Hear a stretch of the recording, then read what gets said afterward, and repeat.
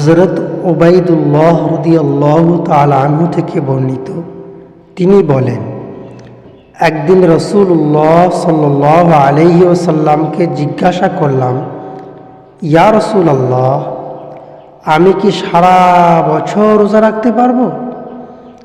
তখন রাসূলুল্লাহ সাল্লাল্লাহু আলাইহি ওয়াসাল্লাম বললেন, তোমার ওপর তোমার পরিবারের হক রয়েছে, কাজেই তুমি সারা বছর রোজা না রেখে রমজানের রোজা রাখো এবং রমজানের পরবর্তী মাস শাওয়ালের 6 রোজা রাখো, তাহলেই তুমি সারা বছর রোজা রাখার সওয়াব পাবে।